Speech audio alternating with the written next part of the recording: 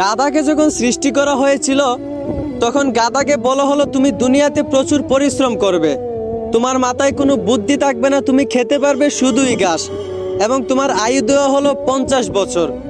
এইটা শুনে গাধা বলল, হে প্রভু, আমি এত বছর বাঁচতে চাই না, আমাকে বরঞ্চ 20 বছর আয়ু দিন আর 30 বছর আয়ু ফিরিয়ে নিন। গাধার এই প্রস্তাব মঞ্জুর করা হলো।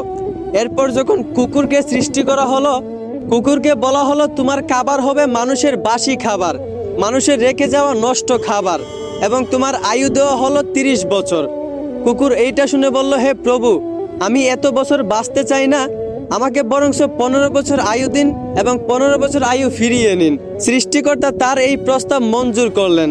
তারপর যখন বানরকে সৃষ্টি করা হলো তখন বানরকে বলা হলো তোমার কাজ হবে দুনিয়াতে শুধু এক ডাল থেকে আরেক ডালে ঝুলাঝুলি করা, মানুষকে বিনোদন দেওয়া, এবং তোমার আয়ু দেওয়া হলো 20 বছর। বানর তখন প্রভুকে বলল, হে প্রভু, আমি এত বছর বাঁচতে চাই না, আমাকে বরঞ্চ 10 বছর আয়ু দিন আর 10 বছর আয়ু ফিরিয়ে নিন। সৃষ্টিকর্তা বানরের এই প্রস্তাব মঞ্জুর করলেন। এরপর এলো পুরুষের পালা। পুরুষকে যখন সৃষ্টি করা হলো তখন পুরুষকে বলা হলো তুমি হচ্ছ সৃষ্টি জগতের সবচেয়ে শ্রেষ্ঠ প্রাণী, আর তোমার আয়ু দেওয়া হলো 20 বছর। এইটা শুনে পুরুষ বলল, হে প্রভু, আমি এত কম বছর বাঁচতে চাই না, আমাকে আরো বেশি আয়ু দিন। গাধা যে 30 বছর আয়ুটা ফিরিয়ে দিয়েছিল সেই আয়ুটা আমাকে দিয়ে দিন, এবং কুকুরও যে 15 বছর আয়ুটা ফিরিয়ে দিয়েছিল সেই আয়ুটাও আমাকে দিয়ে দিন, এবং বানর 20 বছর থেকে 10 বছর যে আয়ুটা ফিরিয়ে দিয়েছিল সেই আয়ুটাও আমাকে দিয়ে দিন। সৃষ্টিকর্তা পুরুষের এই প্রস্তাব মঞ্জুর করলেন।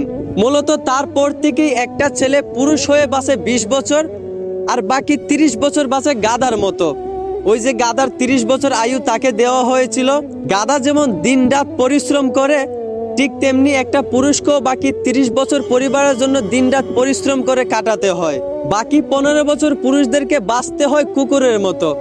ওই যে কুকুরের ফিরিয়ে দেওয়া আয়ুটা তাকে দেওয়া হয়েছিল।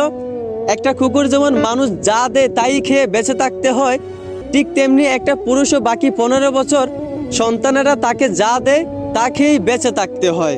আর বাকি 10 বছর পুরুষদেরকে বাঁচতে হয় ঠিক একটা বানরের মতো। ওই যে বানরের 10 বছর ফিরিয়ে দেওয়া আয়ু পুরুষদেরকে দেওয়া হয়েছিল। একটা বানর যেমন এক গাছ থেকে আরেক গাছে ঝুলাঝুলি করে মানুষকে বিনোদন দিয়ে বাঁচে, ঠিক তেমনি একটা পুরুষকেও বাকি 10 বছর কখনো এই সন্তানের গায়ে ঝুলে, কখনো ওই সন্তানের গায়ে ঝুলে বাঁচতে হয়। মূলত পুরুষের জীবনটাই এইরকম। আশা করি এখন বুঝতে পারছেন একটা পুরুষের জীবন কতটা কঠিন। ধন্যবাদ।